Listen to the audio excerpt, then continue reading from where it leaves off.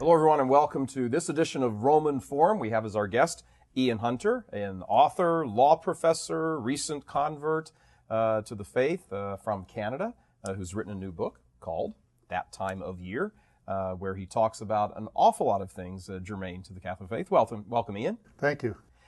You have a very interesting conversion story, and it involves a number of people that people will recognize their names. Why don't you tell us about that?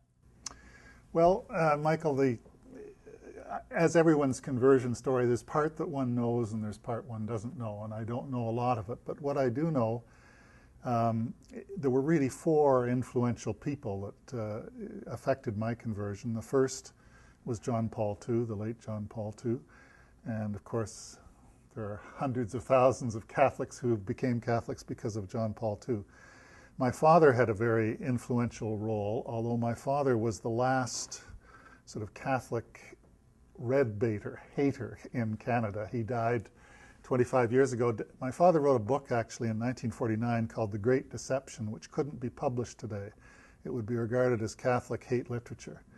My father was a Scottish covenanting Presbyterian, and he thought that the Roman Catholic Church was the whore of Babylon. So he would much rather his children have been atheists than have become Roman Catholics. And yet he played a huge role in my life and in my spiritual pilgrimage, and I'll tell you why, because my father took his faith seriously. It was central to his life. Now, I was an Anglican for many years, and when I came to realize that the Anglican Church did not take its faith seriously, that it did not regard Jesus Christ as Lord and Savior, I began saying, well, this is not a church that I can remain in. A third person who played a big influence in my life was C.S. Lewis, because over the last decade or so of my life as an Anglican, I used to say to myself, well, if this church was good enough for C.S. Lewis, then it's good enough for me. I came to realize, however, that C.S. Lewis would almost certainly have converted if he had lived past 1963. As Walter Hooper, the keeper of the Lewis flame, has said publicly, and of course Hooper himself is a convert. The final influence in my life was probably the strongest, and that was Malcolm Muggeridge, who was a British journalist and author who I became interested in and wrote the first biography of Muggeridge. There have since been others, but back in the late 1970s I wrote the first biography of Muggeridge. He was regarded as an atheist. He was never an atheist, but he was an agnostic for many years. And yet, at the age of 80, he converted to the Roman Catholic Church and died 6 years later. So those are, in terms of human beings, those were the big influences on my conversion. When you look at those four people, first of all, this isn't all in just a nice chronological order. It's kind of a big pot. Right. And sometimes someone's in the lead, exactly. Taking you here or there.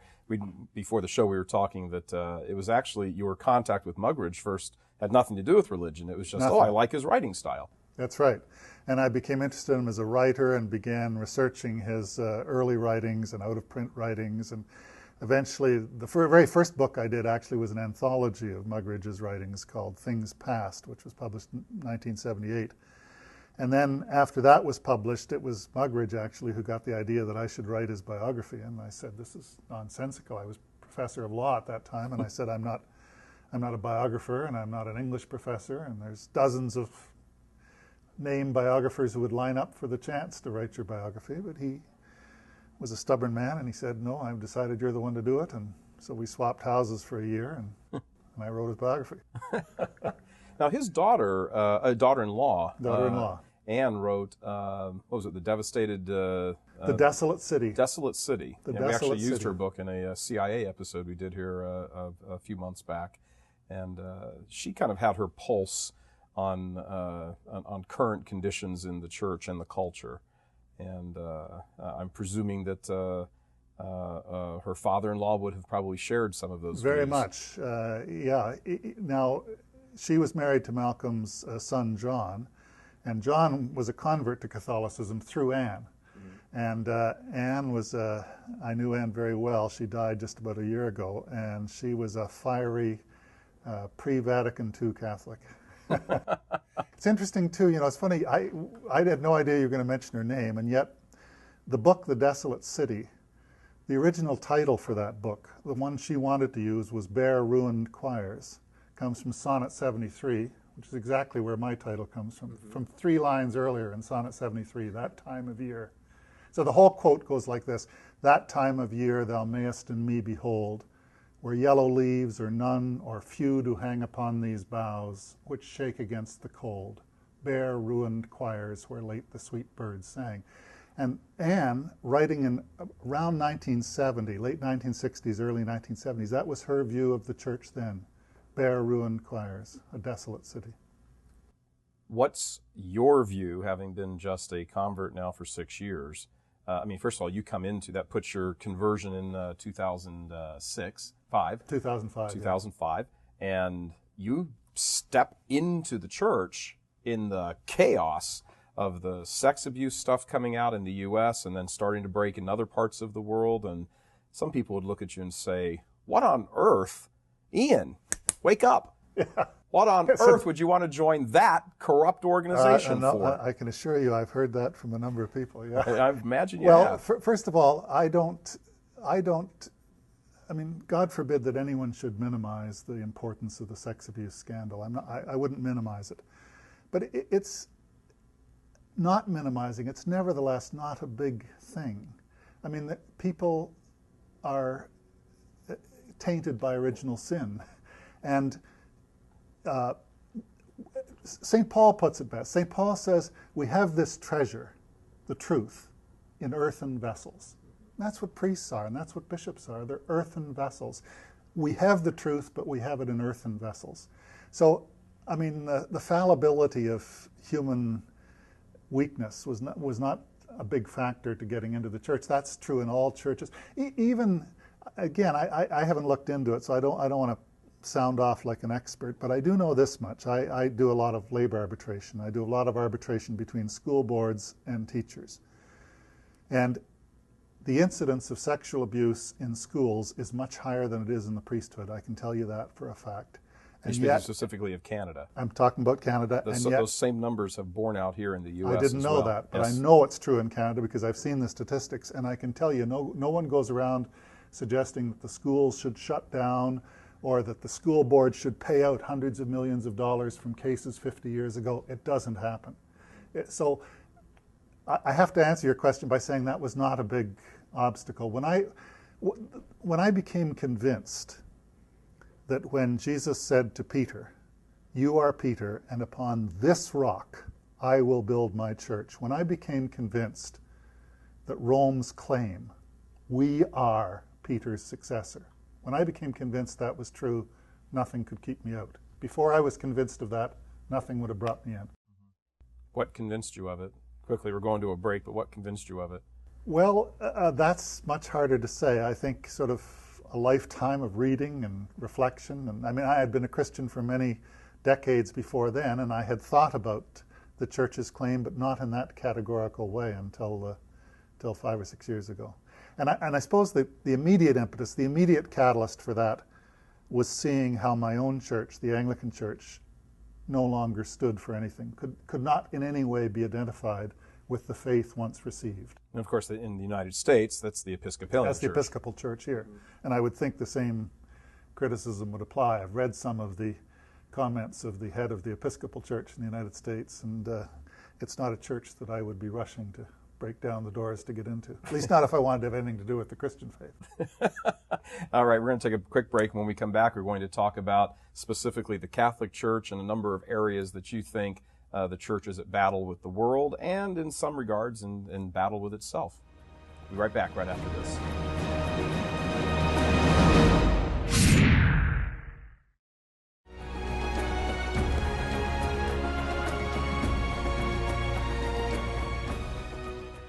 All right, welcome back to Roman Forum. Our guest is Ian Hunter, who has written this splendid book, That Time of Year, where he talks about his conversion, various things Catholic, and it's published by Justin Press. Is that right? That's right, Michael. Tell me a little bit about Justin Press. We were talking before the show. Yeah, it's a fledgling publisher in Ottawa. It's a group of Catholics who got together and decided that the particular problem within the church they wanted to address was a lack of literacy in the Catholic Church.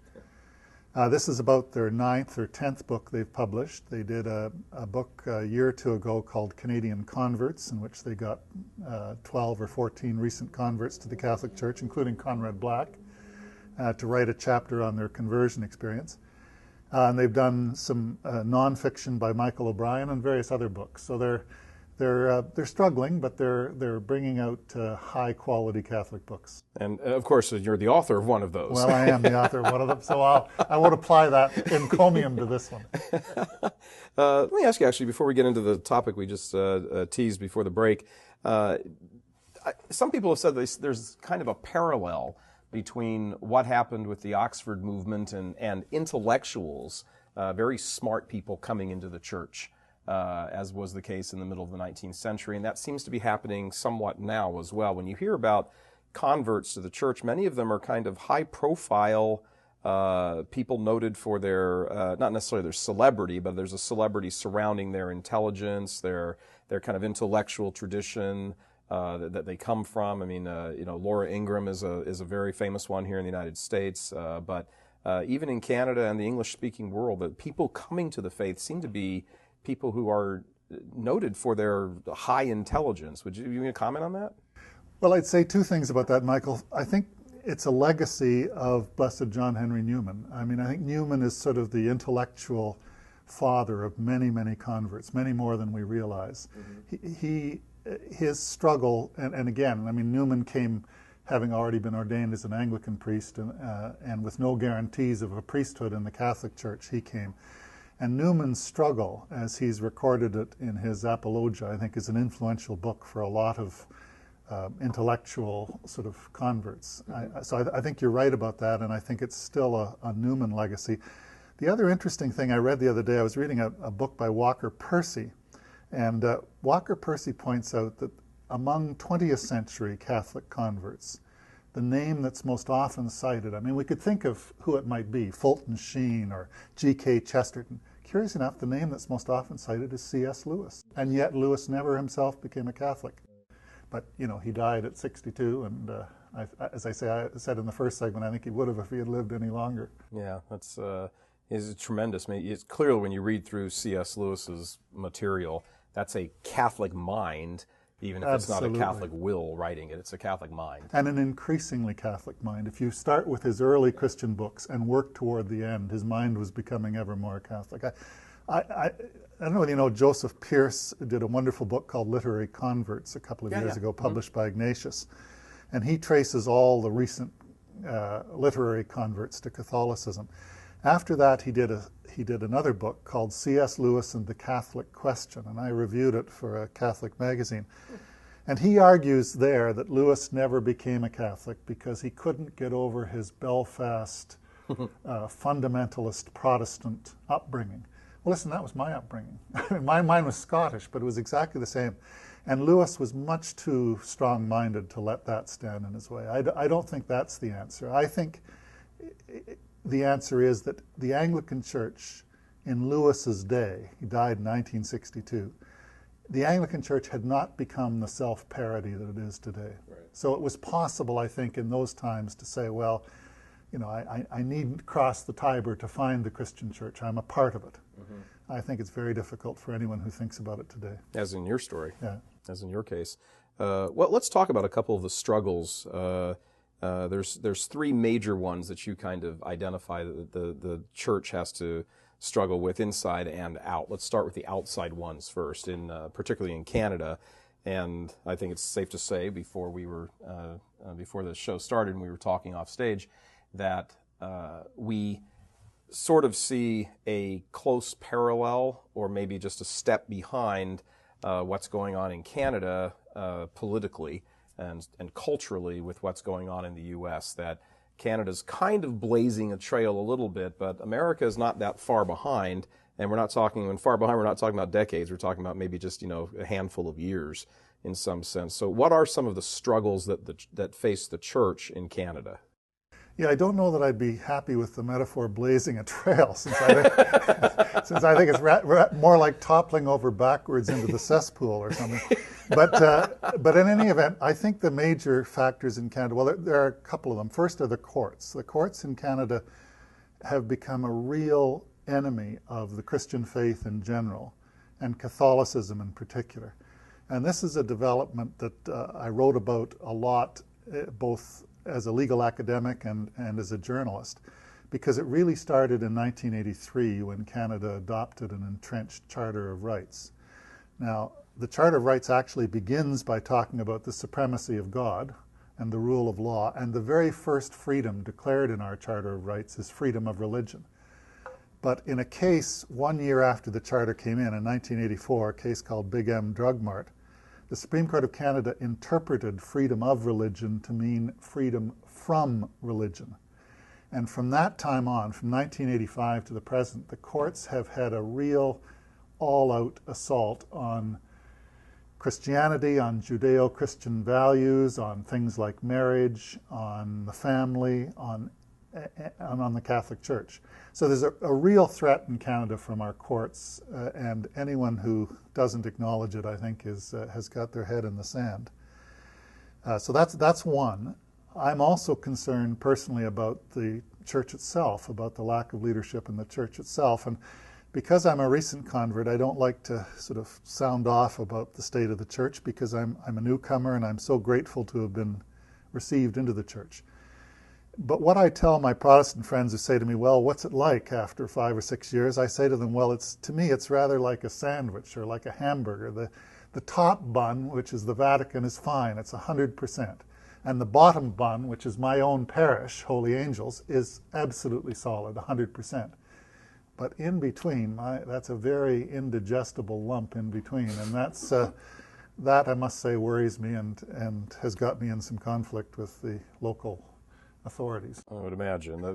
Unpack that a little bit. What do you see as kind of, well, could be here for 27 hours, but what do you see as some of the indigestible aspects? Well, I think to put a charitable term, I think the most charitable thing one could say is a lack of leadership. There is not leadership that I can discern at the diocese level. I don't know why that is. I mean, I might have suspicions about it, but it's self-evident to me, and was even before I came into the church, I must say, that there was a lack of leadership at the diocesan level. And I know for many Catholics there's also a lack of leadership at the parish level. That's not true for me, and I have not experienced that. Mm-hmm. But I know, because Catholic friends in other parishes will tell me that they get a double whammy of it. There's no leadership from the parish priest, and there's no leadership from the bishop's office, and their only hope is the Vatican. And this isn't just a regionalized, this is across the spectrum, right? I've talked to people in many areas of Canada who've told me that story. Well, unsurprisingly, I've spoken to many people in America who've told me the same story. Yeah. I think we really have to look at it and say, well, this is sort of at least the Western world phenomenon that is true largely everywhere in the West.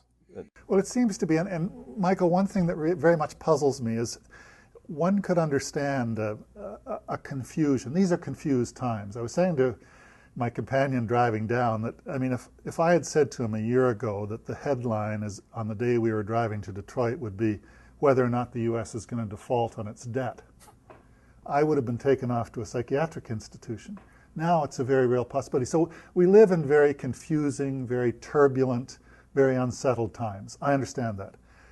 So the bishops and the diocese people live in the same times. I understand that. And one ought to be therefore very charitable. But it isn't as though we don't know the outcome of this road. We know exactly where the road they're going down leads, because you have it demonstrated for you by the Episcopal Church in the United States and by the Anglican Church in Canada. You have empty churches, nobody worshiping, no statement of faith that one can relate to the Christian faith, and you have buffoons. I'm sorry, but that's the term. You have buffoons presiding. And why anyone would consciously choose to go down such a road, I don't understand. They have the example to hand as to where the road goes, and yet they seem to want to go down the road anyway. I don't understand it. There is a question that the number of people have said that this kind of meltdown, I suppose, if you could say, of the Anglican Communion was so decisive and happened so quickly that it actually at least in some cases, may have been sort of the intended end. That it just wasn't just so we made an accident, we slipped and fell down a road. Actually, there were a number of people who desired the outcome that the Anglican Communion and the Episcopalian Church now are going through. Well, it's interesting, Michael, because we talked in the first segment about Malcolm Muggeridge, and 30 years ago, or 40 years ago, in the 1960s or 70s, Muggeridge said to me, the only way to understand the Church of England is that they have a death wish. That's the only objective way of making sense of the way they act. They have a death wish. They no longer are committed to the faith. It's rather an embarrassment to them at cocktail parties and when they go out to university gatherings. They may not realize it, they may not express it, but really what explains their action is a desire to bring it to an end in as socially uncritical a way as possible. Do you see a parallel with that? I hope not. I hope not. Having joined the Roman Catholic Church, I hope not. And I don't see it at the highest levels, and I don't see it in my own parish. Mm-hmm. And I give God thanks for those two things, and I try to somehow hope that things are going to change at the diocese level. All right, we're going to take a quick break. Thank you, Ian. We'll be right back with more from Ian Hunter right after this.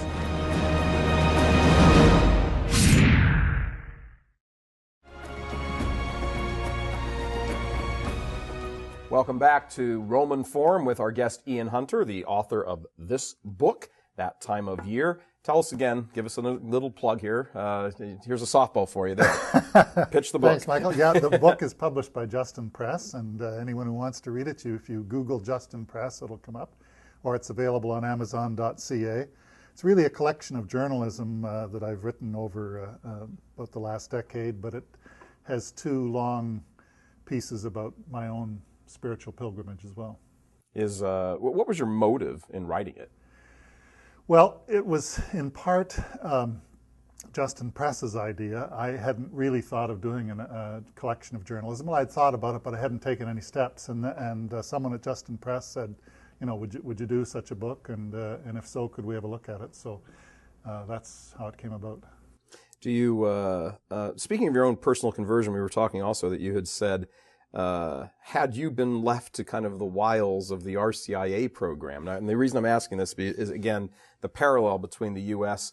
and also what I hear when we were in Dublin, Ireland, not too long ago, and different parts of Europe as well. And people, when we go to Rome, we wind up sitting around talking with lots of people from all over Europe, English-speaking people, and they say it's the same thing. In England, you go to the English-speaking world, I don't know about the rest because I haven't talked to many people from there. I don't have firsthand knowledge of it, but you hear an awful lot from people from the English-speaking Catholic populations that the catechesis just is not there. And while people are admitting it now freely after 40 years of it not being there still doesn't seem to be being much going on to fix the problem. And you're relatively recent, just 6 years ago, you ran into a buzzsaw. Well, I did, yeah. Both Nora and I went originally to a local parish, and I spoke to the priest, and he said, yes, come to the RCIA program, and we did. It was run by a very, very pleasant woman who I'm sure had the best motives at heart, and she told us how wonderful we all were, and that we should all engage in metaphorical, if not literal, group hugs. And I thought, well, that was fine for the first night, and then the second night was the same thing, and the third night. And about the fourth night, I asked a question about the catechism, and it was though I had committed a terrible faux pas, though I'd passed gas in a public place or something. It was the last subject that was to be discussed, and she instead showed us a video. I can't tell you who the priest was, but it was theologically jejune to be charitable. It was nonsense, and at that point we left. And I thought the door had closed on becoming a Catholic. We very much wanted to become Catholic, but I just couldn't have endured 6 months of this. So about a year and a half passed, and then I went to my local parish priest. We had moved to St. Thomas by this time, and I went to my local parish priest and explained my dilemma, and he said, well, he had a very busy parish. It's a big parish, and he's the only priest in the parish, and he said, we have an RCIA program here, and I think it's better than that, and maybe you can start in that. And I Said, all right, we'd start the next week. And I had brought a copy of the Catechism of the Catholic Church with me. It was just tucked under my arm, and as I got up to go to the door, he said to me, is that the Catechism you've got with you? And I said, yes. And he said, have you read it? And I said, yes, I've read it carefully. And he said to me, if you've taken the time to read the Catechism, I will make the time to give you instruction. So I'm tremendously indebted to my parish priest because he gave me instruction, and I was received that year. And then my wife went into the RCIA program the next year, but run in our local church, and it was fine. It was actually an excellent program. So I don't want to declaim too much, Michael, because my impression is it varies from parish to parish. It depends on whether or not the priest is interested in evangelism and interested in new converts. I must say I don't detect that it's a very high priority at the bishop's level. I wish it was. I mean, it's certainly a high priority, at least with respect to the Anglican Church at Rome's level. But the impression I get is that parish priests are not picking up on the invitation to welcome Anglicans into the Catholic Church, into the one true church. I wish they were. We were also sharing a story earlier. You don't have to get into the details if you don't want to, but in one diocese, you were telling me that the sort of the instruction, as it were, from the bishop's office, kind of the marching orders was, if an Anglican comes to you, Father, what's the priest do? Yes, I'm advised that the priest is told in that particular diocese to go back to the Anglican Church and say to the Anglican priest who the individual is fleeing from, look, why don't you sit down with Mr. Smith and sort this out? We don't want to be seen as sheep stealers and so on. You two sort this out. What's your reaction to that? Well, I mean, I don't know how you could negate the Great Commission more effectively than that. I mean, it's a negation of what Christ told the disciples to do, to make converts of all nations. I mean, it seems to me, I don't know, Michael, I rack my mind about this. It seems to me it can only betray a complete lack of confidence in what the church purports to be. I mean, if a bishop believed that the church was the Church of Jesus Christ, founded on the Rock of Peter, how could you not welcome anyone into your RCA? Why would you not be searching for souls? I don't understand it. And this is not a criticism of all priests, because my priest is searching for souls. Sure. And is actively seeking people into the Catholic Church. Yeah, it does seem to be. It does seem to be that there's a hodgepodge or a grab bag depending on where you are, who the bishop is, what the parish is. Sometimes you've got a good bishop, and the majority of parishes are horrible, and because the pastors just don't care, they fit into that category you're just talking about. Other times you have a bad bishop or an unfaithful bishop, and there's a good number of priests scattered around who. You don't, but I mean, this has got to be massively confusing to somebody looking at the church, looking to come into the church. I mean, you lucked out, divine providence, lucked out with the priest you ran into. Absolutely, it's absolutely true, and I give thanks to God every day for it, because it was serendipity. That priest actually had just come to St. Thomas the same time I moved to St. Thomas. We didn't know each other, didn't know anything about it. I had actually been to that Catholic church once before. I went on the day, well, I'd been in it a few times the week that John Paul II was dying. I just went into the local Catholic church to pray for him. I wasn't a Catholic then, and then the day he died, the Saturday he died, I went to Mass, a 4:30 Mass on that Saturday at this same church. And the priest who was there then conducted the liturgy without any mention of what had just happened hours before, until he got to the announcements, just before the prayers. He said, now, since the Holy Father's just died, we'll omit the prayer for the Pope, and by the way, we're having our barbecue next Thursday night. And I walked out of that church gnashing my teeth, saying, never again will I enter this church. The grief in the congregation was palpable. People were weeping, and this was completely ignored. So I had no inclination to go back, but God had a different plan, and I did go back, and the priest had just changed, and that's my story. Masters are close to wrapping up. Let's go big picture here. Why do you think all of this, I don't know what you would call it, rebellion, betrayal, unrest, disobedience, whatever, what do you kind of single out as some of the reasons for this? I mean, that it's the case is undeniable. What do you kind of put as some of the historical or cultural reasons why this is the case? I can't answer that, Michael. I don't know, but I can tell you what I often think about myself. Sure. And this may be just being a prisoner of my own upbringing, but I tell you, it certainly sounds like end times to me. Brought up as a Protestant evangelical fundamentalist, what this suggests to me is that we are at the very last moments of human civilization. That's what it suggests to me. That's quite the statement. I'm not basing it on historical. It's not something I can reason out or argue with you. You asked, what do I think about it? That's what I often think about. If let's go off end times for just a moment and presume it's something other than that. Do you see kind of an end times, in quotes, an end times scenario, at least for Western civilization, if not humanity? Western civilization. I don't know about humanity is a bigger question, but Western civilization. I mean, I referred a moment ago to talking as we were driving down about who would have thought a year ago we'd be talking about the U.S. defaulting on its debt obligations. The very fact that such a subject is under discussion suggests to me that the economic system is very fragile, that the economic system could collapse in a great hurry, much faster than people suspect. The universities where I spent most of my professional life are a shambles. They have collapsed. The church is certainly showing strains. I would say myself, the Protestant churches have largely collapsed, and the Catholic Church is showing strains. You ask me, what does that add up to in your mind? It makes me think that the end is near. I know that throughout history people have said that. Yeah. It's also a factor of getting older. The older you get, the more apocalyptic your views become. I make allowance for both those things. Nevertheless, it is going to be the case that one day two people are going to be talking and someone's going to say, you know, I think, Michael, it's the end times, and it is going to turn out to be the end times. So, somebody's going to be right. Somebody's going to be right. Maybe it's me. Eventually.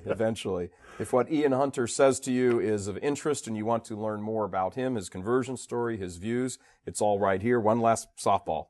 Thank you. It's, the book's that time of year, and it's published by Justin Press, and it's been a pleasure being with you, Michael. Absolutely. Thank you very much, Ian. God Thank bless. you. Thank you. God bless Thank you very much for joining us on this edition of Roman Forum. Be sure and stay tuned for our next editions, where we always have interesting guests who have outstanding, very interesting views to share with us. God bless you.